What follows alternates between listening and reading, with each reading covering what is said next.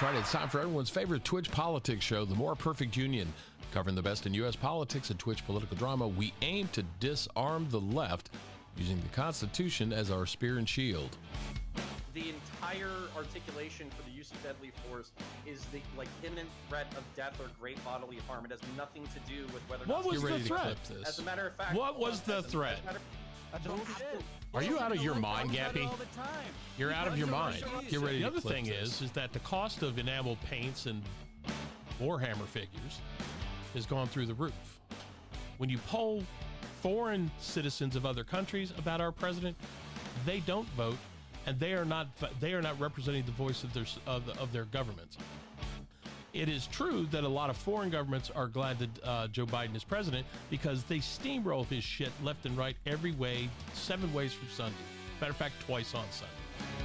I care what the American people think. Hello. Wow.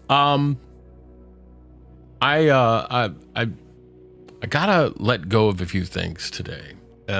First of all, 14 inches of snow last night. Pretty nice. I did a good thing. I helped a couple people that were sort of stranded, and I helped snow blow them out of their driveway so they could get out. One guy was waiting for somebody to come in, and apparently they couldn't get the plow. He couldn't get his plow out of his own yard, so I just kind of helped the guy out. Be a good neighbor. Do as Wobbly says, do something good for somebody. And plus, I got out a little bit. I came inside. When you get the reflection of the snow coming off, and it's cloudy, but you get the reflection of all that UV radiation, and you have transitions lenses on your glasses, you come in, and they literally look like, the welder goggles you get when you go get your eyes dilated at the optometrist. A couple things I want to talk about today. So I'm kind of been a fan of Taylor Sheridan's Yellowstone series, and of course he did 1883. He did another series called 1923, and these are basically steps forward in time from the original progenitor of the Dutton clan through 40, 50 year breaks. And the brother of the original Dutton, James Dutton, is played by Harrison Ford, and he's a little curmudgeonly. He's rancher. He's trying to protect his ranch, his way of life. Not a big fan of the big city. Not a big fan of government politicians. And his nephew, Jack, or everybody calls him Jake, I guess. Jake.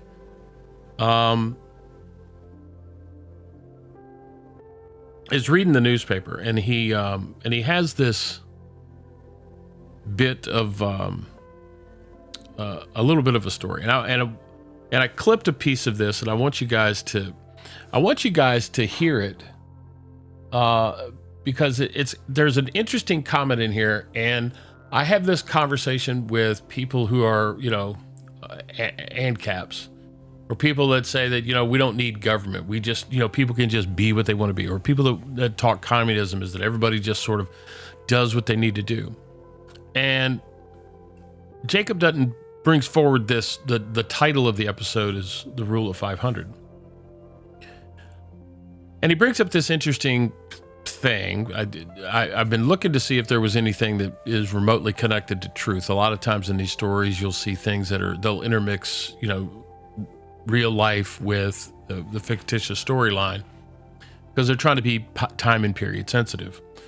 And he talked about this rule of 500, and I'm not going to give it away too much, but it's if you know anything about like agile developmental planning or socio-anthropological stuff, there's this thing called Dunbar's number, which is the number of meaningful relationships you can have with other human beings. And at a certain number, Dunbar's number, if you go beyond that number, your ability to maintain relationships with people, with anybody over that number, becomes trivialized, and you're not able to effectively do that. So this fictitious, it may be fictitious, but it just sounds reasonable. But this rule of 500 is kind of like that. And there's an interesting dialogue discussion that goes on between the younger Dutton and his uncle. And I want to play it for you now, and then we can talk about it, or I'll sort of give you my thought process on it. But I think there's a lot of merit there, and I think it goes a long way towards defending the concept I've really brought forward to a lot of the anarchists who think that there's no reason for government. Of course, you can always go back to, I think it's Jefferson's claim. It said if men were angels, there'd be no need of government. If angels ruled, there would be no need for government. And I think I might have bastardized that a little bit. But the idea being, right, is that government is meant to institute civil society for larger groups of people beyond, say, tribal sizing. So anyway, I'm going to play this. And I want you guys to tell me what you think. Calvin Coolidge had 2 grizzly bears captured in Mexico, released on the White House lawn. There's no videos, just audio. Why did he get them from Mexico? He can get all the grizzlies he wants right here. Of all the things in that headline to disturb you, where the bears are from is the one thing that stands out? Well, I'm saying that's a long way to go for a grizzly. It doesn't bother you that he let me know if that has the White House? A horrible I wouldn't want to be the echo. man who has to put them back in their cage. Unemployment at historic lows, down to 2.4%. Where? Not here. A commission formed in Washington to regulate mining. CEO of Anaconda Copper Mines appointed chairman. Whitfield. Whitfield, silver mining CEO Donald Whitfield, vice chair. Now note here that they're talking about the people in the government, the people that run government agencies are, people that lobby for the things. So like the fox guarding the hen house and stuff, right? Calvin Coolidge had 2 grizzly bears captured in Mexico. Sorry, I meant to just pause that, but it's starting over, so I Why did he get apologize. them from Mexico? He can get all the grizzlies he wants right here. Of all the things in that headline to disturb you, where the bears are from is the one thing that stands out? Well, I'm saying that's a long way to go for a grizzly. It doesn't bother you that he let them loose on the front lawn of the White House? I wouldn't want to be the man who has to put them back in their cage. Unemployment at historic lows, down to 2.4%. Where? Not here. A commission formed in Washington to regulate mining. CEO of Anaconda. So the thought here, right, is this is in 1923, 1924. So the U.S. is going through an economic boom because of the return to World War I, the fact that everybody was, buying and selling a lot of things to try to rebuild Europe and things of that nature. So The copper mines appointed chairman. Whitfield. Whitfield, silver mining CEO Donald Whitfield, vice chair. They put the bosses of the mining companies in charge of regulating the mines. I'll tell you all you need to know about politics, son. Well, you're in politics. I meant law enforcement. Well, you enforce the laws you push through. Jack. Tell I ain't Eric Adams. complaining. I'm just saying it's the same thing. Hey, you're a cattleman in charge of regulating cattle, am I wrong? There's this theory that these scientists came up with after studying tribes in India and Africa, South America. The smaller tribes didn't have any government, didn't need any. They could sit down and talk out their problems, decide where to plant crops, to hunt. It was just a big family, really. But when the number of people got up around 500, if there wasn't any government, the strongest people would take advantage of the weakest. Every time, without fail. They would enslave, rape, steal, enrich their lives at the expense of other people's lives. Government's man's way of trying to control our behavior, but it can't be controlled. That's what we are. sooner or later, the kind of people that would enrich themselves at your expense. We use the government to do it. And mark my words, one day they'll create laws to control what we say, how we think. They'll outlaw our right to disagree, if we let them. I created the commission to protect the way this family provides for itself, how it protects the land. Well, isn't Whitfield doing the same thing? The exact same thing. Unfortunately for him, what's good for his way of life is not good for ours. Well, what about right and wrong? No such thing. Can't think that way. You can only think about what's good for this ranch, what's good for your family. That's it. Then you use their rules to do it.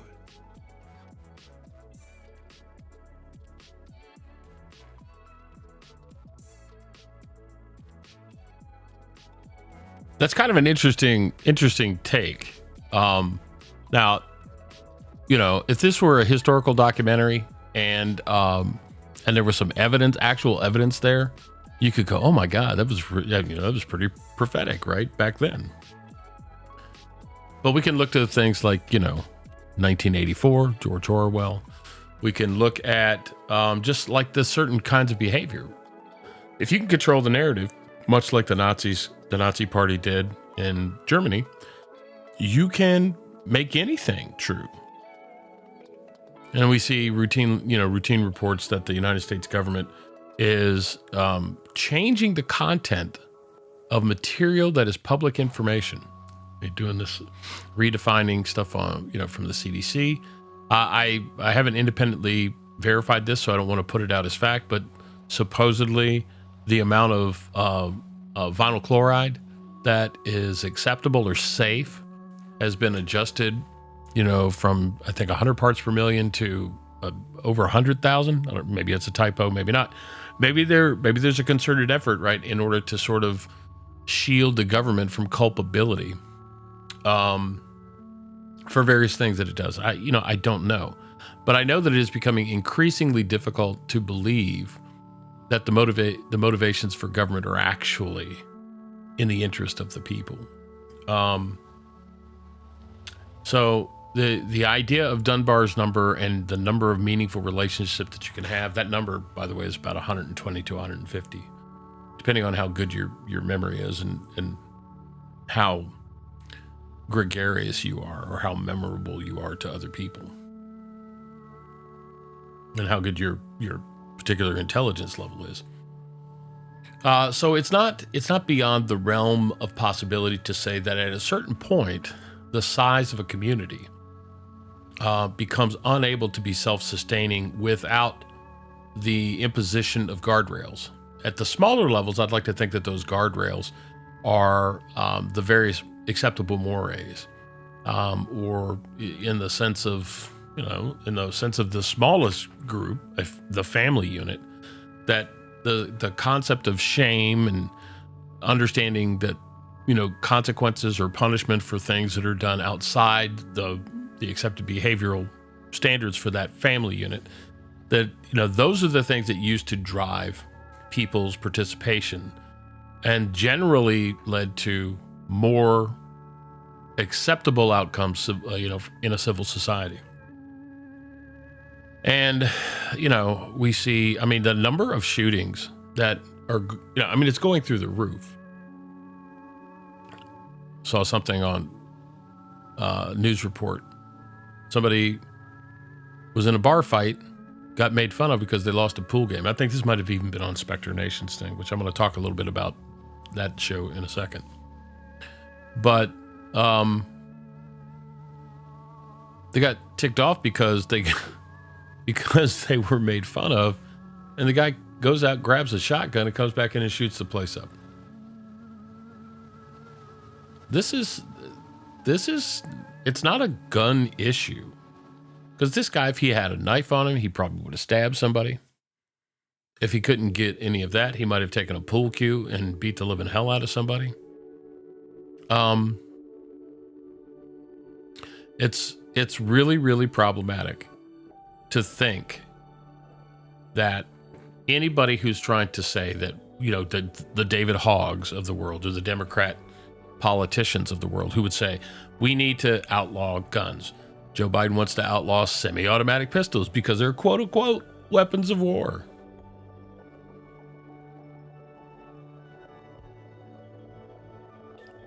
And they're not fixing the core issue.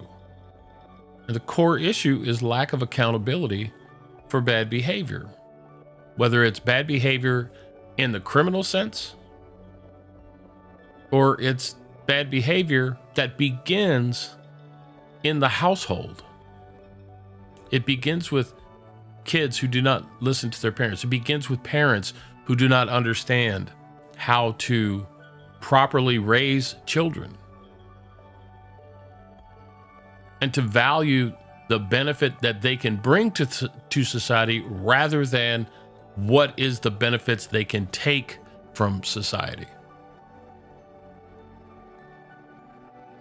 And the goals, the stated goals of the Great Society aside, the practical outcome has been to create, instantiate, and maintain a system whereby we have generational poverty. And impoverished people will do things a lot closer, a lot faster, that tend toward the criminal because they have fewer and fewer options. And whether it's operating in a shadow economy, running into black market, engaging in criminal activity, and then, God forbid, having children, being unprepared to raise those children, and then simply foisting the children upon society.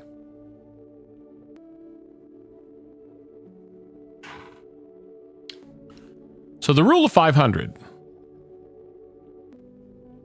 and the need for government to make us do what we are incapable of doing at anything beyond the small family or small community level.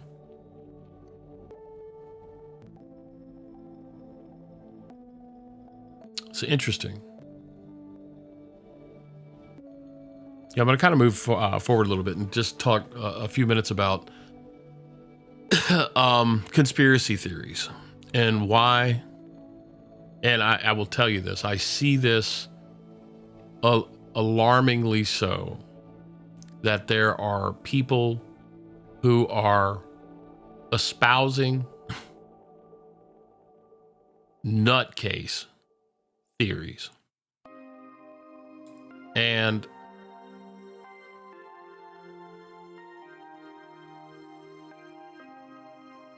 I can't help but wonder, and I will tell you this, if you can't prove the thing that you are saying is happening, you should be very careful about how you talk about that thing.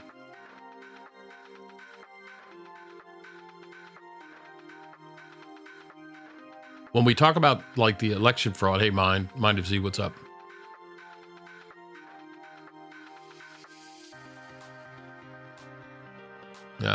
That's supposition. I don't know why you made that statement, Z, but that's just supposition. Something's going to happen. It's not going to be good. It's going to happen in 30 days. Well, yeah, it could happen in 15 minutes.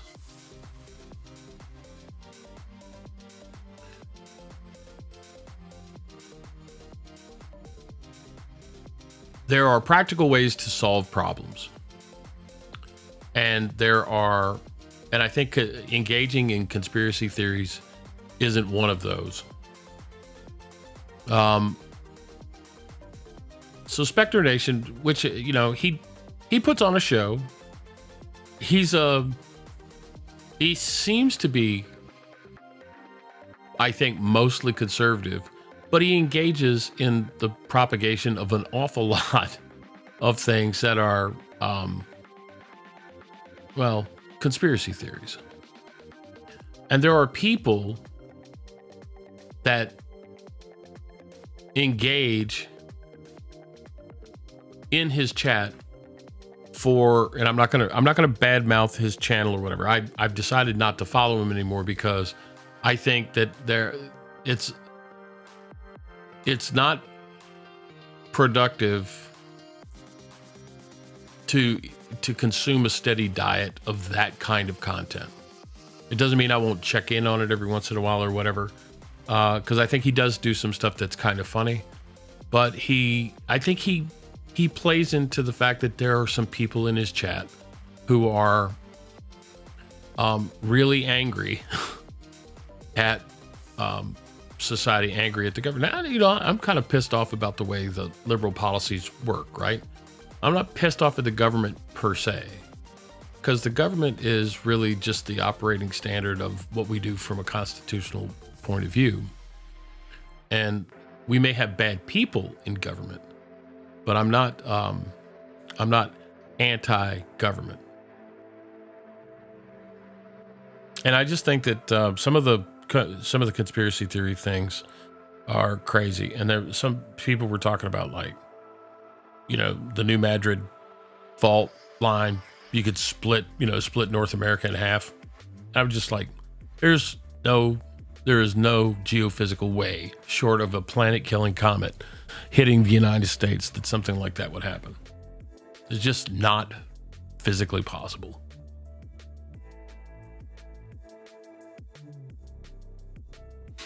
So I just feel like, okay, well, I could better spend my time trying to figure out some other stuff. And again, I'm not ripping on Spectre Nation. I think he seems like a nice guy, but I think he's kind of had his fill of what he thinks is the problems with politics. And there's a large part of me that agrees conceptually with, the frustration. But I don't think some of the comments that were made on his show today were troubling to me, because it was like a wishful thought. And I'm not going to repeat it, but I think it's a problem to make those kinds of wishful thoughts, because there can be no good that can come out of it.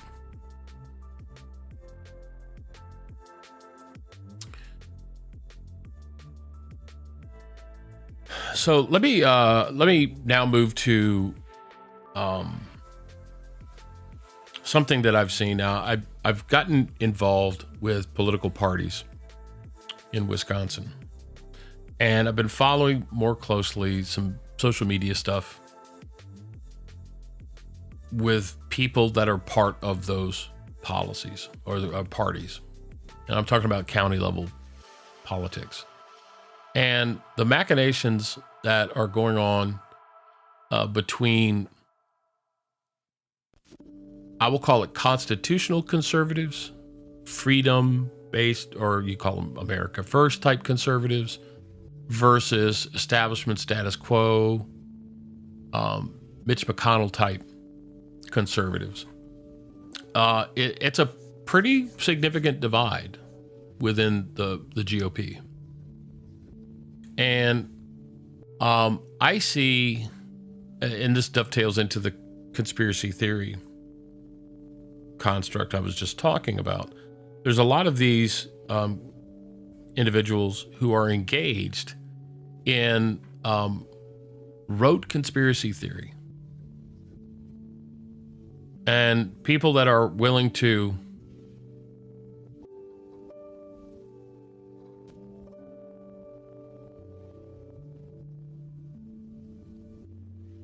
I get it, Wobbly. I get it. Yeah, I'm trying to work my schedule out around so that I can maybe shift my work schedule a couple of hours, and I'm thinking about trying maybe to do a 5-day-a-week morning show that would probably line up after yours. I don't know. We can get it. It's probably appropriate for maybe me, you, Preacher, Grump, Buckeye, get some people together and kind of talk about maybe trying to bring back a little semblance of content, reasonable content. Like I said, I don't dislike Spectre Nation. I think he can be quite funny, and I think he's a dude that I think he genuinely cares about. He genuinely cares about preserving the nation, right? And sort of breaking away from a lot of the asinine, hardcore liberal stuff. I just think that it goes a little too far in some regards. But I think that there is probably a way that we can sort of bring back the original vision of developing some content for people that's conservative in its politics, but it's not, doesn't seek to really try to divide everybody out.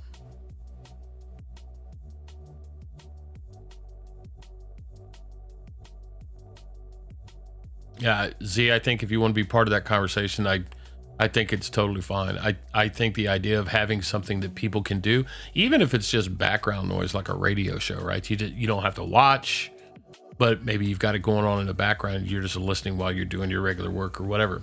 Or if you happen to be studying for school, if you're in school or whatever, that's fine. I think we need to bring entertainment, I think a conservative entertainment message, something that encourages people to be more adoptive of taking responsibility for their position and their place within society, and understanding that this society only works when we work to try to preserve it. Right? Ben Franklin was right. You have a republic if you can keep it.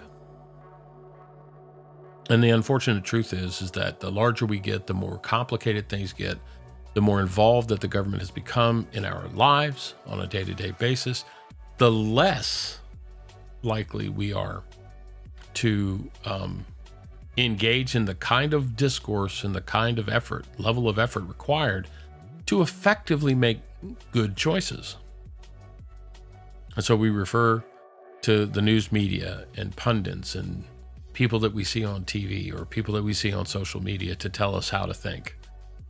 And I think that that's a big problem for that. So maybe we need to do less talking about making a change there and do more about being that change and encouraging others to take that same view forward.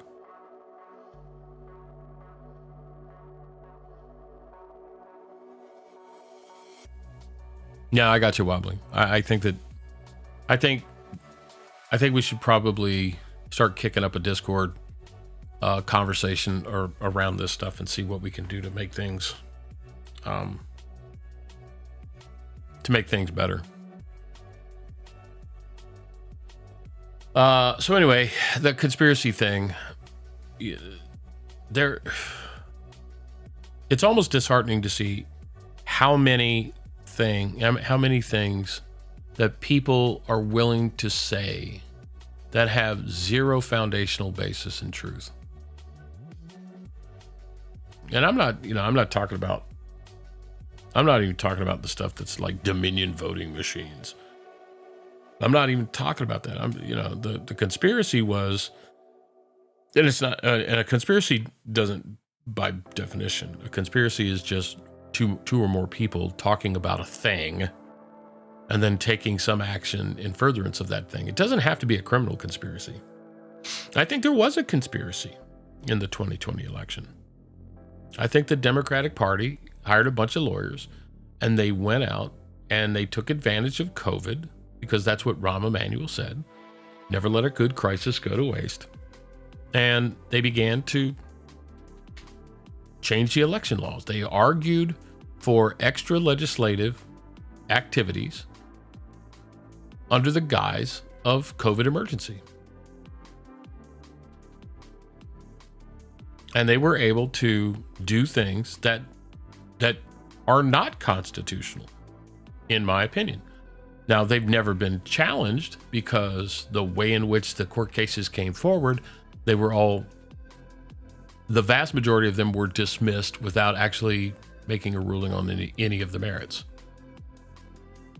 And so, to the extent that those things are allowed to progress forward, they're going to keep going forward until state legislatures take back the practice of saying these are not legal. You cannot do these things. Or people can come forward and they can challenge cases in court and get them actually heard on the merits. We don't know. All right. I mean, I don't know. I don't think the situation looks good for Kari Lake in Arizona.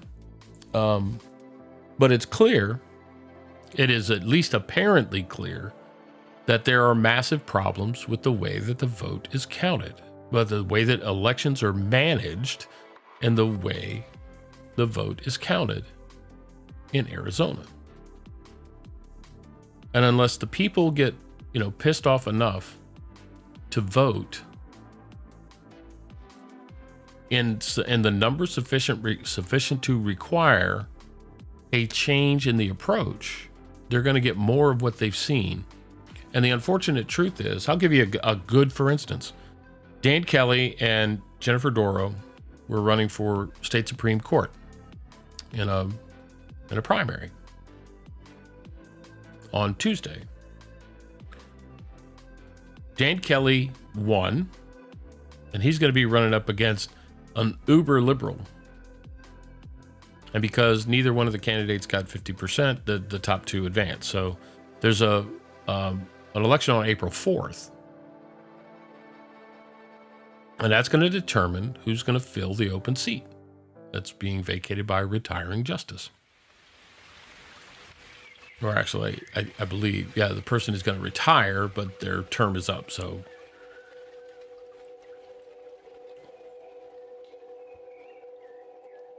20% of eligible voters in Wisconsin voted.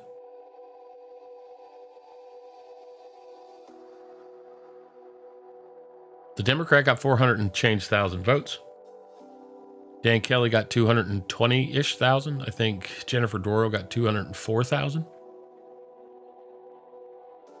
So that 400-ish thousand votes represents 20% of the voting age population in Wisconsin. And what is at stake literally is the ideological leaning of the Supreme Court of the state of Wisconsin.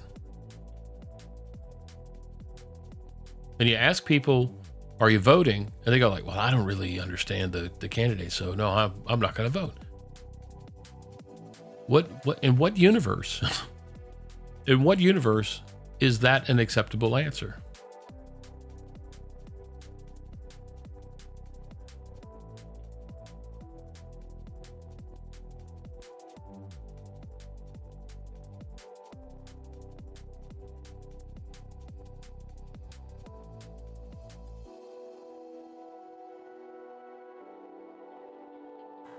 So, I have reached out to candidate Kelly, his campaign, multiple times. And he's on Facebook, facebook.com/Justice Dan Kelly. He's on Twitter at Justice Dan Kelly. And there's an email, a P.O. Box email address. But I've been trying to get his campaign email. So campaign at justicedanielkelly.com. I've been trying to get these guys to talk to me as somebody who, is working out in Western Wisconsin, who is legitimately trying to push constitutional conservatism. It's not necessarily what some of the local parties are trying to do. I mean, there are some people that are legit trying to, they want their people in place so they can control who actually runs, which means it's going to become almost a spoils system. Yeah, well, it already is a spoils system. St. Croix County 2 years ago, they sort of broke that mold, and they literally had just less than 100 people Last year, I think they had 250. Their current membership drive, which I made a video for them, which has got 100 and some odd views. They're trying to get to 500 views this year, or try 500 members this year. And the practical effect of that is it dilutes the power of the local political party with respect to its membership. We're not talking about diluting the Republican brand or whatever, but we're saying that no one person or no collection of people have all of the power. So when, you have like an executive committee, or you have a communications committee, or different type, or your exec committee, you don't have the ability to take a very small number of people and then have that be and foist policy out against everybody else. You have an opportunity for more people to actively participate in that political process, to gain a better understanding about how it works, how the party system functions in terms of nomination or running for office, or getting to the point where you are bringing more people aboard. You're getting more people active and happy about participating. 20% is crazy. Now, I realize it's the off year election. Okay, but it's not a light switch. Conservatives in this country, people that believe in, to borrow a phrase from Fabian Scott, Fabian Liberty Scott, a minarchist government is the government that does the least amount necessary to ensure domestic tranquility and protection from foreign invasion.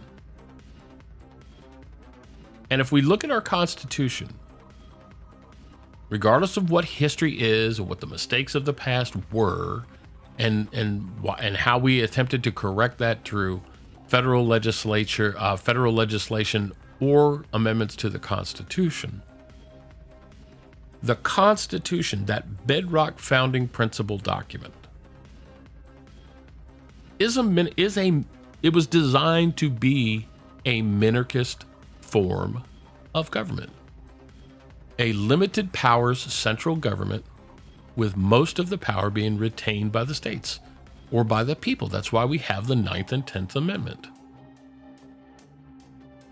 And the subsequent amendments that came through sought to clarify or bring additional color, probably not the best word, but to bring more articulated justification to say we were on the continuing path in order to form and maintain a more perfect union. So it is critical, in my opinion, that we need to constantly be churning the butter, as it were. We need to make sure that people not only understand that we have 3 branches of government, that we have some semblance of understanding what the role of each is, but we have to make sure people understand that the government is instantiated of, for, and by the people. And that for our government to do the best possible thing we can, we must not ever allow it to be the kind of thing that doesn't have the essential guardrails. That when we see Congress acting in a way that is inconsistent with Article 2, that we take that matter to ourselves, that we leverage the Article 2's. You would think, right, that I know this. That Article 1 is Congress, Article 2 is the executive, and Article 3 is the judiciary. That when we, the individual citizens, see that one of the articles is being violated through commission or omission, that we take that matter to heart, that we get the word out, and that we not depend on CNN, MSNBC, Fox News, News Nation, PBS, whatever, or even the federal government or the state government, right? Not every problem in politics or the government sits at the level of the federal government. The worst, the most egregious stuff sits at the federal level because political parties, political ideologies have permeated so much so that the creation of the administrative state, it used to be that Congress passed laws and those laws were very concise. But after 1900, we saw the rise of the administrative state. And the problems that creates is that now you have appointed, not elected, bureaucrats deciding what the laws are, because the rulemaking process is the power of law. So Congress makes this general statement about we're going to do X. We're going to create a department to do X. And the stated goal of X is to do whatever the law says. But they leave all of the rulemaking, all of the administrative functions to people that are appointed to office. And what that does is it allows the Congress member to be lobbied for the creation of the thing that creates the overall policy that achieves an objective that some lobbyist or some collection of lobbyists wanted. And then it instantiates and empowers a whole range of federal employees and bureaucrats who are susceptible to bribery. I mean, that's what a lobbyist is. It's a bribe after a fashion.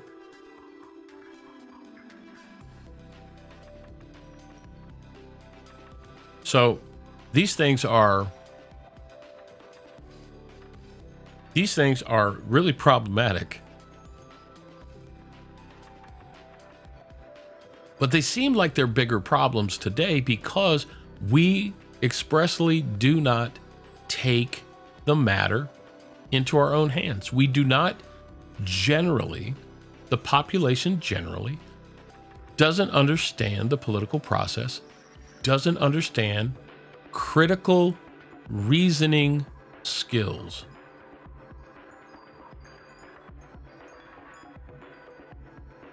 We listen to people in education talk about critical theory as though critical theory is this thing that, if you understand critical theory, then you understand how to discern. And that's not what that is at all. Critical theory is basically how to attack the status quo in such a way as to undermine and undercut the structural power of something that's worked for 250 years. It's imperfectly worked, but it's worked. People have said that somebody famous, much more famous than I, which wouldn't take much, said that the United States, that a representative republic is the worst form of government on the face of the earth, except for every other form. And we can laugh and chuckle about that, but to be honest, it's true. And it only gets better if people hold it to account. And simply voting for a political party or political candidate like a Joe Biden or like a Donald Trump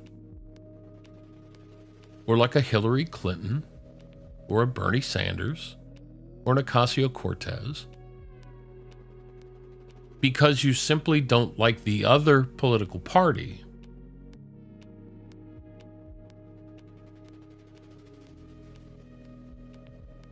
that's not the solution.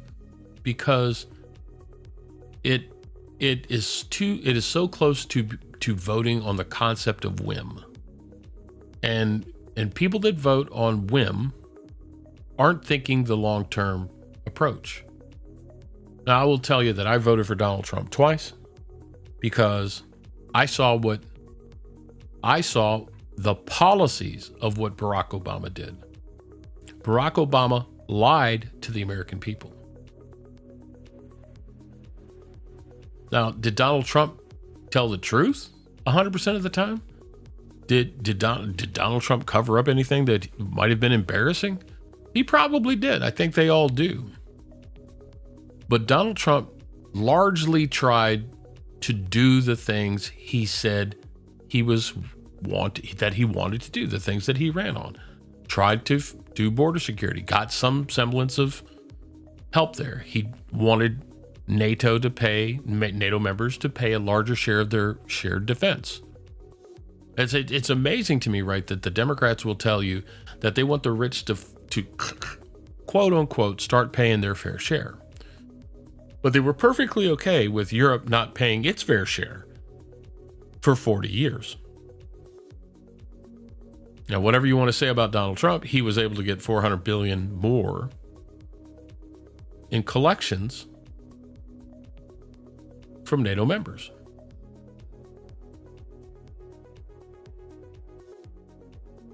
Now, there's only one level of awareness,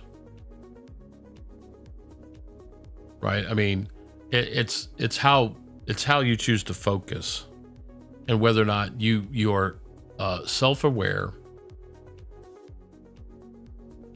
and understand your fit within the broader society, or are you tangentially aware?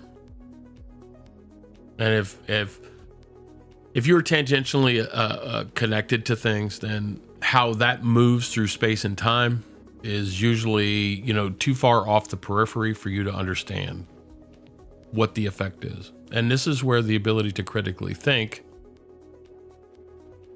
critical thinking, not critical theory, critically think and see a problem, disassemble the problem into logical components, try to arrive at some kind of a root cause analysis, and then develop a plan of action that is corrective.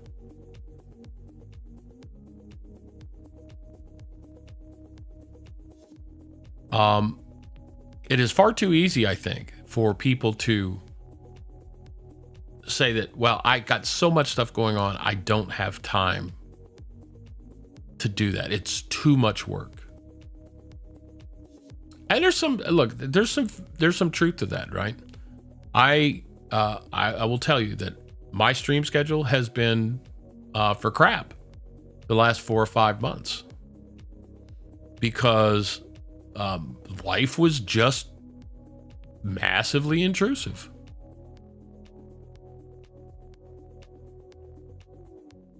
And to be truthful, I've been a little lazier about it. I've tried to do some things on the back end. I've had some technical problems and challenges that I've been trying to work through. And of course, I don't make any real money off of streaming, and that's not me asking for anybody to subscribe or anything like that. I feel like if I provide content that's worth something, people that are interested will use a Prime Gaming subscription, or they'll do something somewhere along the line, right? And everything that I get goes back into, music or Streamlabs, whatever subscription. It doesn't matter what money comes in. I always have more going out. And maybe that'll change someday. But I suspect that's going to be coincident about how much I stream and whether or not my content resonates with people. And am I respectful of the people who come into chat? And do we provide a good community experience? And I think if the answer to those questions is yes, then yes, good things will happen. But it's a hard work proposition. And Wobbly, my hat's off to you, brother. I mean, you have been the one for more than a year. You have been the one example of committed value that people who are conservative, or people that just like to have a good time in the morning. You are the morning drive show on Twitch chat, Twitch politics. And it's because you are really an unassuming guy who just genuinely cares about other people. So you should be commended for that. And you are a very good example of somebody who knows how to kind of strike a balance, to have funny stuff and to have serious stuff, and then the occasional rant. And you'll notice today I'm not really in a rant mode today. But I am concerned. And I don't know about where things are for you guys in your respective states.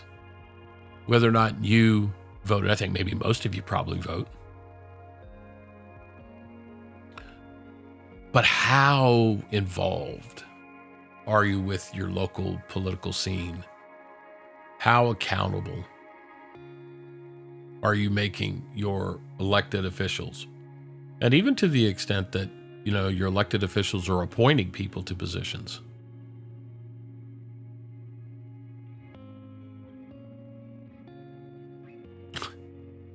Yeah, if I could get 500 subscribers a month, I'd probably turn off all ads. I don't even know. I don't even know that I'm sure there's some money that comes in from ads. I don't know what it is. I am curious because I've seen people like their screen gets a little display and there's like an ad that runs at the bottom.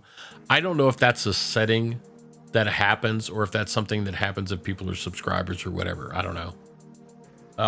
It's clear I can do better with the engagement. The engagement model there. So I need to play around with it. Oh, well, I don't know. There was a problem with my payout. So I think Twitch was setting on like 6 months worth of collections. And I think that ends up being like a couple $300 because it just wasn't that much. But I get that at the end of February. Next week, maybe this week. Who knows? So anyway, the rule of 500, I can't find any evidence of any kind of a anthropological study that promotes it or proves it or indicates, but it sounds kind of reasonable, right? If the size of your tribe was under 500 people, you really didn't have to have much in the way of government in order to sort of figure it out. Everybody sort of understood what to do and everybody pitched in and everybody helped out. But if your tribe got over a certain size, then you'd have to have some kind of a council, and that council would be then subject to the failures of man, and that you would eventually see people that would not act in their own interest or not would act in the interest of the group, but would begin to act in the interest of themselves. And then Jacob Dutton kind of turned that around, right? And he said, this is what the federal government does. And when the people who, when the regulators are regulating themselves, it's essentially the same thing as Tocqueville's comment about the republic, would exist as long as, or it would exist until members of Congress realized they could vote themselves largesse out of the people's treasury. And this is what happens. And this is where we are. I didn't actually capture it, but there was a bit that Helen Mirren, Dame Helen Mirren, who is Jacob's wife Kara in the TV show 1923. The nephew is reading the newspaper. He's talking about, that Hoover brought in a couple grizzly bears, that he had them imported from Mexico. And he posited the question, why do they have to go to Mexico for the bears? They could have gotten them all over Montana. And then Jacob, Harrison Ford's character, said, of all the things in that headline, that's the thing that sticks out to you. You didn't have any concern that he released them on the lawn of the White House.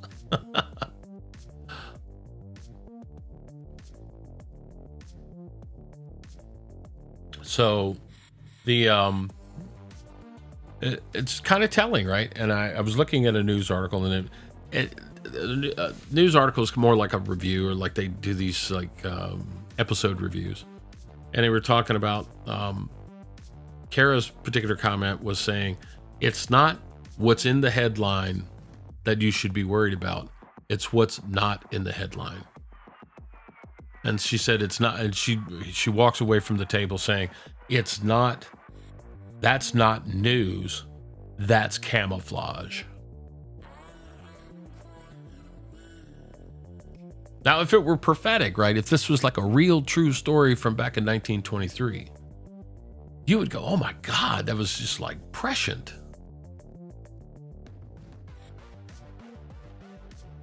And Taylor Sheridan's a really good writer. But it kind of makes you wonder. I mean, I feel a lot that the stories that we get out of the news are obfuscation. You know, I did a lot of media studies work when I was in college. And we talk about bias, right? Bias in the media. But there's two types of bias, right? There's subjective bias, that is the viewpoint of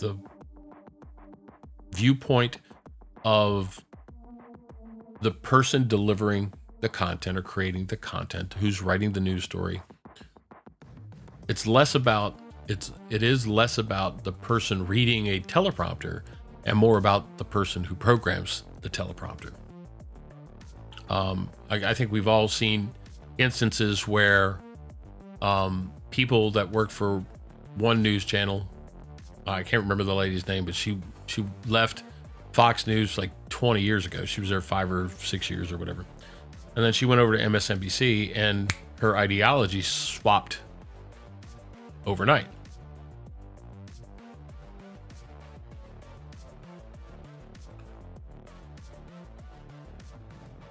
And so I'm less enamored about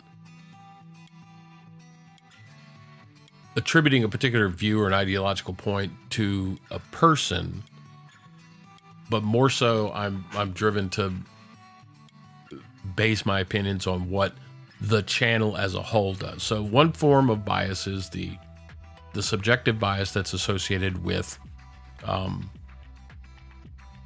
the person crafting the story, the person crafting the narrative. Are they trying to be fact-based, or are they trying to push a narrative? And I think we see, since Vietnam, it always been true, but particularly since Vietnam, you see much more activism within journalism. People talk about muckraker journalism.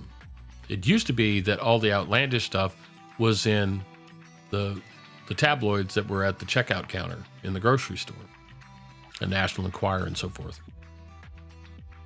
But it really kind of feels like you get a lot of this view from the mainstream news, between mainstream cable news, mainstream NBC, CBS, ABC, news outlets. And with the proliferation of media through social media, Twitch, Rumble, Bumble, Telegram, whatever, Twitter, Facebook.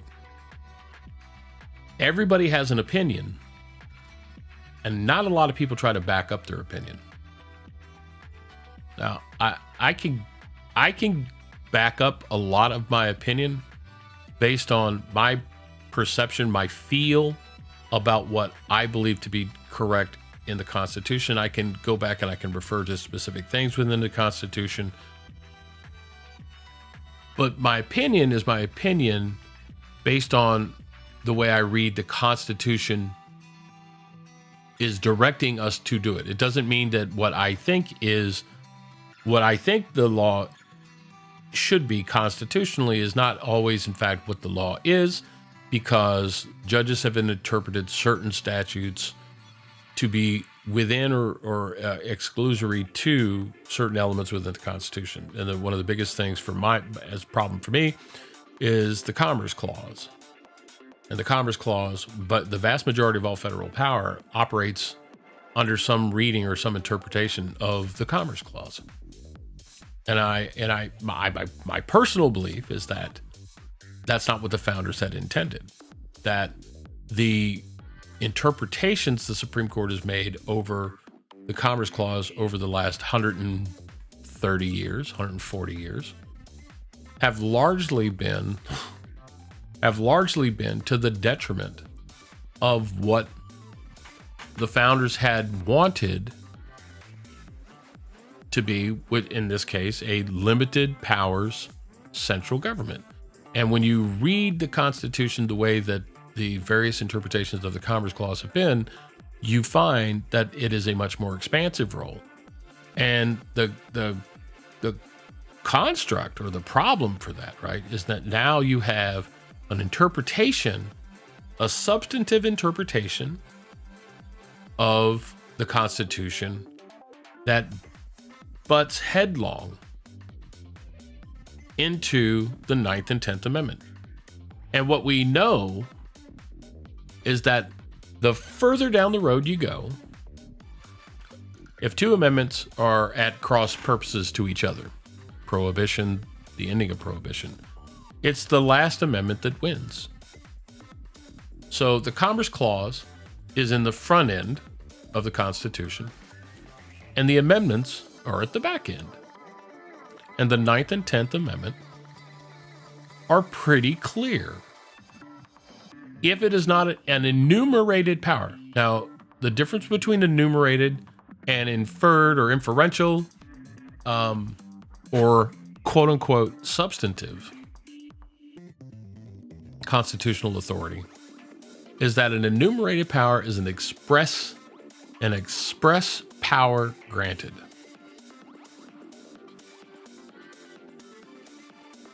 And the express power granted under the Commerce Clause is to maintain postal roads and to regulate the commerce between the several states. And the intent, at least as it was understood back then when it was ratified, was that Georgia couldn't tax the goods of Virginia and vice versa. That there would be no interstate taxation, because the founders wanted trade to exist. They wanted everybody in the country to be prosperous. And they realized that taxation across borders was a hindrance to that progress. And they also needed a mechanism by which they could get the news out to the people, and that's therefore why they said they would create and maintain postal roads.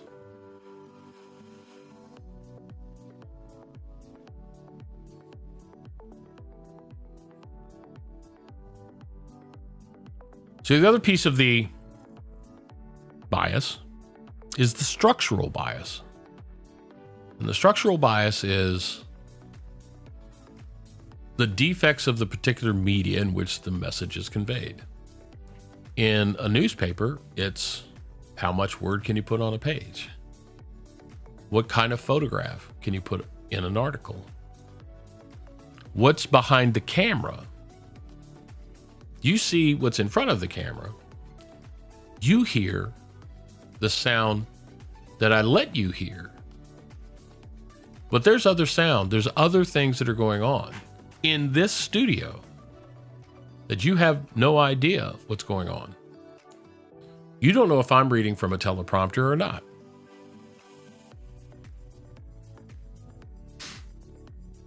Now you probably, if you know me, you probably know that I'm not. Because A, I don't have a teleprompter, and B, you don't see my eyes darting back and forth.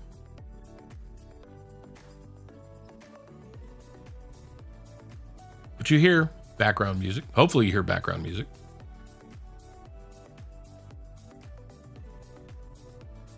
But you don't see that there's an empty Diet Mountain Dew bottle over here by me. You don't know that I have 2 wireless mics that are not turned on.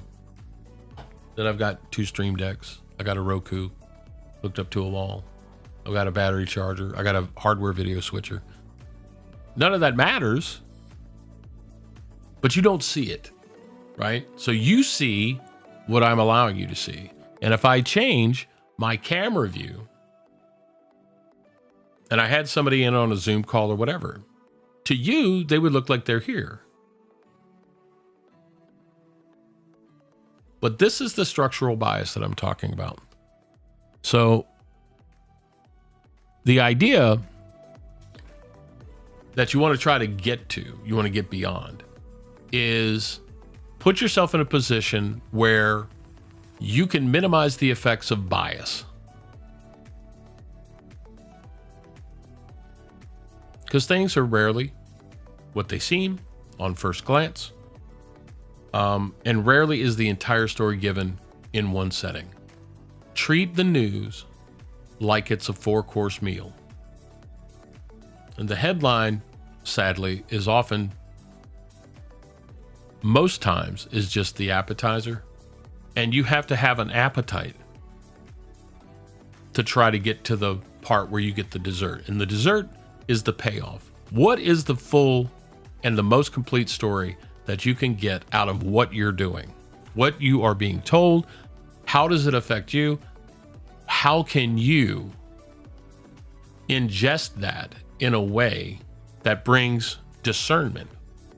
Or whether you can believe the content that's being told to you, or that you can further question it, or use it as a mechanism that requires you to take some other action. And in the case of politics, is that a letter to the editor for your local paper? Is it a call into your favorite radio show? Is it a donation to your favorite charity? Is it volunteering your time to do something else, right? All of these things are the result of some call to action that you get out of, hopefully, having an understanding of the complete nature of the story that was put in front of you. It's rare that you're going to get everything you need out of one particular venue. I see things. I listen to people talk about things. I don't click on email links. But I will go out and independently research things. I will try to add additional knowledge. And the young Earth theory stuff is funny. To me, it's funny. I mean, people bring their religious views into that, and then they will use weird rationales to say, well, it's a calendar is different, and this calendar could be this or that or the other thing, and whatever, and you can't trust. So on the one hand, they say, well, we have science to prove that the Earth is 5,967 years old, but I'm going to discount the science that you have that says it's 4.5 billion years old. If I cared enough, to really want to try to educate somebody differently about that, there's ways that you can do it. But they're coming at it, as best I can figure, they're coming at it from almost an ecclesiastical perspective, and that's a faith thing. And I'm not here to break down anybody's faith, right? Unless it crosses the boundary of my door in a way that is threatening to me, I could give a rat's backside what anybody else's religion or lack of religion is. It doesn't bother me. But it is illustrative, because if somebody tells you something that seems factually incorrect, and you believe it because it fits your narrative, whatever that narrative is, you have done yourself a disservice. And with respect to the young Earth people, I think I think, my personal interpretation is, I think God inspired people to write down words that were reflective of a message he wanted us to have. And I think he did so in a way that it was understood, or could be understood, by the people at the time the message was developed. And I find it puzzling. And I took a theory of religion class when I was in college, and it was a wonderfully interesting class taught by a Baptist minister. And you want to talk about like deep philosophical understanding of the concept of religion. And religion and spirituality are not the same thing. Understanding you're a person within a broader existence and trying to figure out how you fit within that broader existence and what is the purpose. That's a spiritual thing to me. Again, I'm not being critical of anybody else's belief, process, structure, religion, whatever. But the dogma associated with organized religion was something that was created out of man, human beings, understanding of the words that were written down by people thousands of years ago. And to me, it's kind of like the telephone game when you were a kid in school. Everybody sits in a circle and one person tells a thing, or the teacher tells the first kid a thing, and then that kid whispers in the ear, and it goes around the room. And then the last person tells the teacher what the teacher said, and it's never what the teacher said.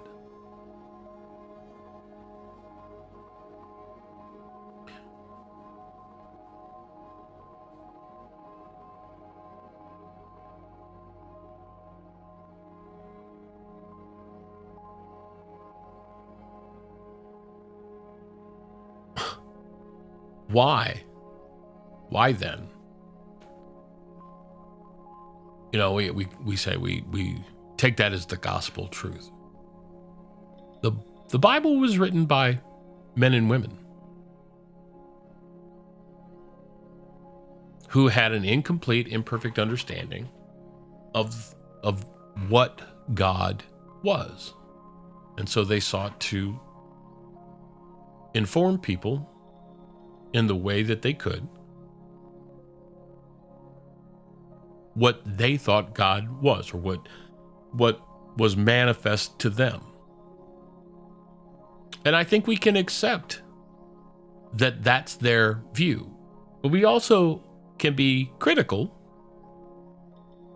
not negative, but just critical. We can say that the King James Version of the Bible was written to please the King of England.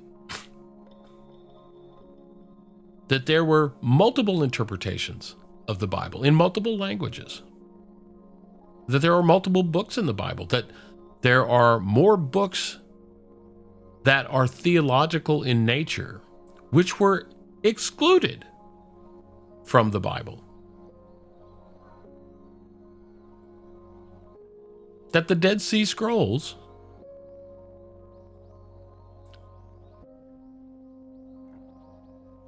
spoke in almost graphic sexual terms about the women of the era. I mean, it's not as graphic as, OnlyFans, but what are you going to do?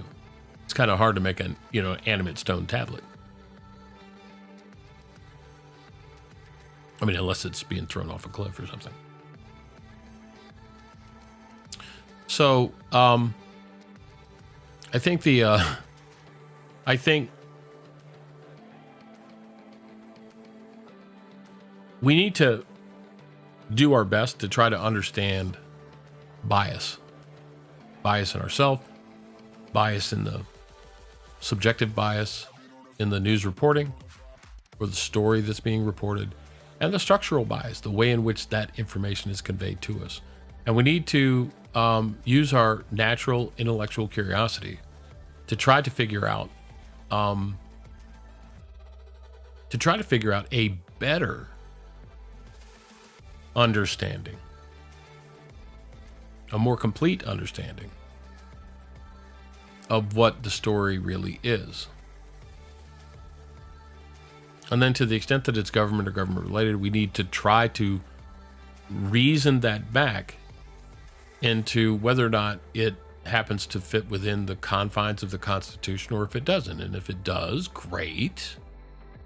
We should stand up and applaud that. And if it doesn't, we need to understand where that disconnect happens, and then we need to start raising Cain, so to speak, to the appropriate authority to make them aware of it and make them take ownership for it and make them change it or change them.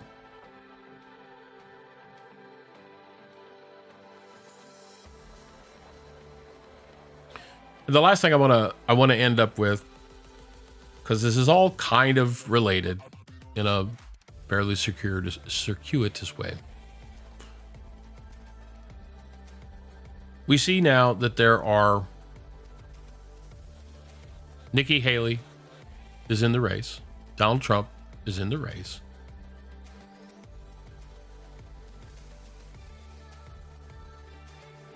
I see people in conservative circles that are attacking her, that are attacking Ron DeSantis as being a globalist, a corporate globalist hack. And all he has done is he has tried to do his best to improve the lives of Floridians. And he has tried to give citizens more freedom to live their lives in a way that they see fit. He is trying to reduce the size and footprint of government at the state level to the lowest level necessary to ensure that the people have the most amount of freedom. He's a human being. He's not perfect. He may have made mistakes. He may continue to make other mistakes.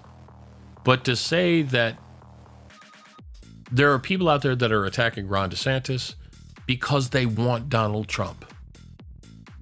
And I'm here to tell you that whether Donald Trump is the nominee or not,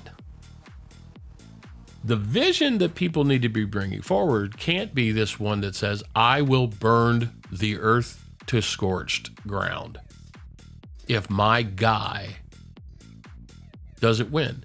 If Donald Trump's ideas are the best ideas, let those ideas be vetted against any candidate who wants to be a part of the process. And just realize that voting to tear down candidates who are not even declared doesn't help your guy win. Because your guy or your gal, depending on what you want, their ideas have to survive the test of everybody else's.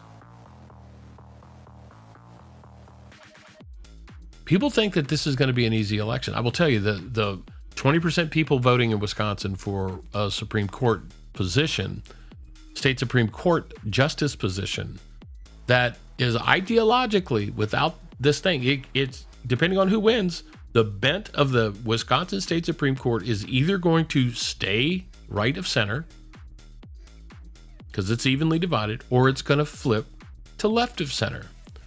And the person on the left who is running, she's like Ruth Bader Ginsburg leftist. 20% of the people, 80% of the people chose not to vote. And this was before the storm. This is before the storm. And the polls were open just as long as they were on presidential election day.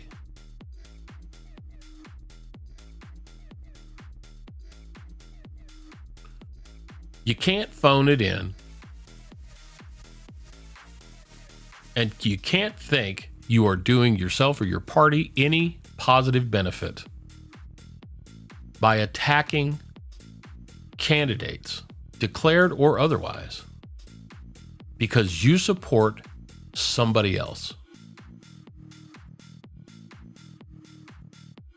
Let your candidate be the person who stands forward and brings the best ideas forward, the best fit to the Constitution of the United States and to the respective state in which your candidate applies. And then hold their feet to the fire. Are you doing everything that you can to hold your political partisans' feet to the fire? Are you actively engaged in your political party?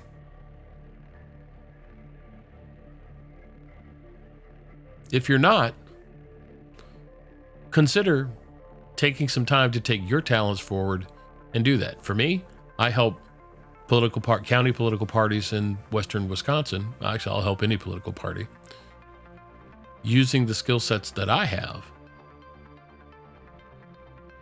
because I believe in the cause of a constitutional conservative approach to government. And I'm going to leave that with you guys.